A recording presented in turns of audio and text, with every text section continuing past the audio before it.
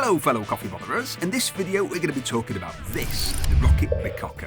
Rock it, man, I know you will. Yeah. Cheers Paul, I will. This is a very new machine from Rocket. It's one of their most high-tech machines to date and it has some really unique features, not just in terms of what it does, but in how it's built too. It's named after the University District of Milan and it's a first from Rocket in a few ways. Rocket have brought some new blood into design and development and there's clearly some new and innovative thinking going on here which I think is really interesting, but we'll get to that in a minute.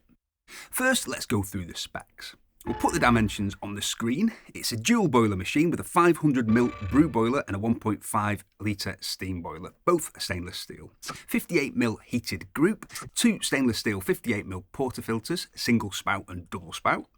Rotary pump, so you can plumb it in or use the 1.8 litre water tank. Adjustable brew temperature via touchscreen. Adjustable OPV, 2 programmable shot buttons, both with 2 settings. Pro no burn steam wand, auto on off schedule. Programmable pre-infusion and bloom time via the touchscreen. It's got a modular design and it's available in black or silver. So when I say it has a heated group, there's a thermoblock heating the group in addition to the 500ml brew boiler, which they've done to make this as temperature stable as possible. You control the brew temperature via the touch screen and the brew temperature shown on the screen is the brew temperature in the group. There's no offset. Steam boiler pressures and brew pressure are both displayed on the screen, by the way, no pressure gauges. This is Rocket's first machine with programmable shot buttons and you can program them the usual way by stopping the shot and saving the volume, or you can program it by millilitres using the touch screen. Something really unique about it though, not just unique to Rocket but something I've not seen before in any espresso machine, is a modular build, meaning that the components are in modules for faster servicing. The hot water and cold water circuits are also in 2 distinct sections. Another first from Rocket is that they've designed the touchscreen user interface in-house and they've given it a set of really impressive features. As I've mentioned, you adjust the brew temperature via the screen and you can set the shot volume by millilitres or by saving the last shot volume. There's a setting 1 and a setting 2 for both of the shot buttons and you can toggle between them in the menu. You can program the pre-infusion and if you're plumbed in, it's true line pressure pre-infusion too. You can also program a bloom time by telling the machine how long to pause after pre-infusion before starting the shot. There's an auto on and off schedule for every day with an A and B schedule, meaning, for example, you could have it come on at 8, go off at 11, then come back on at 1 and go off at 5. You don't have to do that, just saying, you could do if you wanted. There are cleaning and maintenance features in the interface too, including back flushing being controlled to ensure it's not possible for the user to skip or cut short the rinse phase. It also has the ability to program it to sound an alarm when you need to change the inline filter if it's plumbed in via a water filter. Very smart. You can access counters via the screen so you can see how many shots have been made in a given time frame, when it was last cleaned and so on. So definitely a clever machine, but you have questions. So do I, so let's answer them. How much is it? In the UK, this is currently £4,300. It's about 8,000 Australian dollars in Australia. I can't find anyone listing it in the States yet. When I do, I'll put the price in the description. So yeah, it's not cheap. You can lease it from Pro Espresso if you're looking for a machine for a business, and they have payment options for personal use too. I'll put links in the description. This isn't currently available on the Fuel Club subscription. That's only for the Apartmento TCA at present. For more on that, see the video that will pop up here at the end of this video, or see coffeeblog.co.uk/FC. What's the espresso like? It'll make amazing espresso paired with a capable grinder and decent coffee beans. Speaking of coffee beans, if you're in the UK and you've not tried my coffee from seaworks.co.uk, try it, it's mega. What's that you say? I would say that, I'm biased. How very dare you? But see for yourself, use the discount code YT25 for 25% off your first order. If you don't like them, you don't have to buy them again. Deal? Okay, any high-end espresso machine has the potential to produce great espresso. In fact, any espresso machine at all has the potential to do that, depending on the grinder, the beans, and the patience and skill of the user. What's important to say about the Bicocca where espresso quality is concerned, though, is it'll produce consistently great espresso, with very little skill required once it's all programmed. The temperature stability and the programmability of the Bicocca lends itself more to producing decent espresso repeatedly, with less emphasis on skill than with a lot of other premium traditional espresso machines. What's the steam power like? Let's find out by timing how long it takes to steam 170ml of milk to 60 degrees Celsius.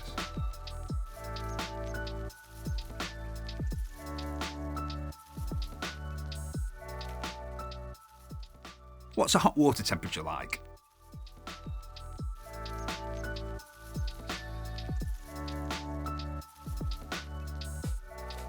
How simple is it to use? This is where I think this machine is particularly interesting, because once it's set up, it's incredibly simple to use. Someone needs a bit of training in order to know how to set the machine up, and this is delivered and installed by engineers who will give some initial training. Once that's been done, anyone should be able to walk up to it and make coffees with it after being told how to go through the motions of dosing the portafilter, tamping, putting the portafilter into the group and pressing the shot button. As with any machine though, you'll need to adjust the grind settings slightly throughout the day. If it's mainly been used by normal coffee drinkers who don't understand this dialing in nonsense, in an office for example with loads of people making their own coffees, it would benefit from an appointed office barista to keep an eye on that, just tighten the grind throughout the day as the temperature increases, for example. But being realistic, most people who don't know that the grind might need adjusting are also unlikely to notice a difference in the cup a bit later in the day when the shot runs a few seconds faster, especially if you're using a forgiving espresso blend. How loud is it? Let's see. Pulling shots.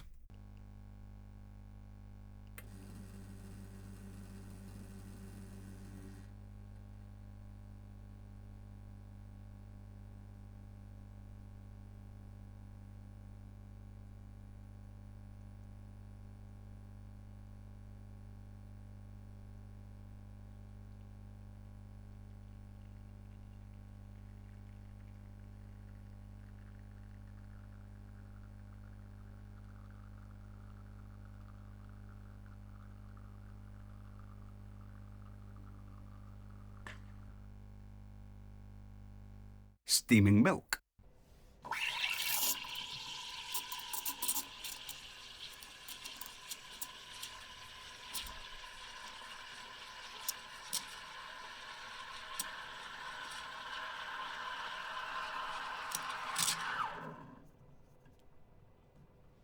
What grinder should you pair with it? Not bothered. Whatever you like.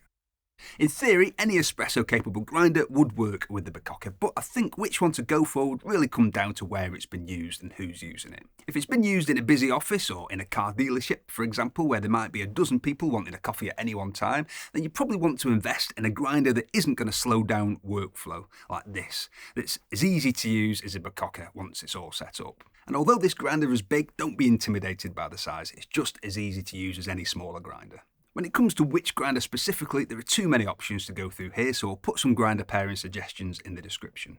Who's this machine made for? The programmability and the temperature stability of this machine make it a machine that lends itself really well for more set and forget type use. This makes it a really good solution for homes or businesses where there's at least one person who wants to develop some home barista knowledge and skill, but multiple other non-home baristas or muggles need to use a machine and get just as good results consistently. This is what I'd usually say the Sage or Breville Barista Touch, Impress or Oracle Touch are for, and I do think they're a great option for these kinds of situations at home, but if you need something like this for higher volume, then I think this is perfect. Thanks to the auto schedule, once that's set up, there's not going to be the same potential for user error when it comes to users not turning it on with enough time for proper heat up. The first person who walks up to it every morning will find it's ready for use. Thanks to the programming, if that's been set up and kept in check by someone who's had a bit of training or has spent a bit of time developing some knowledge, everyone else should be able to more or less just stroll up to the machine and press a button. Yes, you'll need to insert the portafilter into the cradle to grind the coffee, tamp, lock in the portafilter, press the shot button, steam milk and pour it into the espresso if they're making a milky. But thanks to the programming and the temperature stability, none of this really requires much skill. I'll do a simple how-to guide in the workflow video, so if you're watching this and you've bought one of these or you're about to, see the link in the description for that if it's live yet. I don't think any traditional espresso machine can be used in actual set and forget mode, even with the machine with the programming this has. Someone is going to need to keep an eye on shot times, give the grinder a tweak finer as the day goes on and shots start running faster and that kind of thing. But if there's one person who can just cast their eye over it when they're making their coffees, everyone else should be able to enjoy great coffee without thinking about it. It'd be ideal if everyone using the machine had had a quick group training session just showing them the basics, but a couple of laminated printouts near the machine telling people what to do should be enough. When it comes to tamping, an auto tamper would be a great investment in this kind of scenario. Otherwise, I'd recommend a calibrated tamper like this. Just as good a solution really, only it's much harder for someone to walk off with the auto tamper and forget where they put it. Negatives. This is a really nice machine. They've put a lot of thought into it. There's really not much I can see so far that would be a negative. If you push me to find one though, then the only thing I can think of is a touchscreen being flat on top of the group might just make it a bit more of a challenge for shorter folk. Obviously it'll depend on the height of the counter it's on, but it's about 40 centimetres tall and the touchscreen is flat on the top of the group, so to see it you have to look directly down at it. I'm 6'2". Okay, 6'1". Okay, 6 foot. Okay, 5'11" 3/4. I was 6 foot, I was shrinking. I'm fine with this even on this counter, which is 106 centimetres tall, so higher than average. But I can imagine Angus Young from AC/DC, who's 5'2", might struggle a bit with the touchscreen. Danny DeVito, who's apparently 4'10", I reckon would definitely struggle. But then he does have a huge twin brother, so he could always get on his shoulders. Anyway, maybe an angled touchscreen would have been a better idea from that perspective. Although you don't really need to stare down at the screen all the time while you're using it, you can just press a button unless you want to see the shot time, shot temperature and brew pressure. Other than that, I can't find anything to complain about. I think this is a very impressive machine, and I think small businesses in particular might find this a great way to tempt people to spend more time in the office and less time working from home. Coffee Cave comment of the week! Ross Allen 4339 says, Barista? My God, not even a real skill. Ross, I have a very particular set of skills. I will look for you, I will find you, and I will serve you decaf. Like... Thank you very much for watching, and if you think coffee is bingo bango and you enjoyed this video, is bingo bongo. Thank you very much for watching, and if you think coffee is bingo bongo and you enjoyed this video, we've got tons of content about how to make better coffee at home to take you from beginner to home barista. We've got reviews and how-tos on the most popular machines. If you like the sound of that, click on my face to subscribe. Tatty Bye!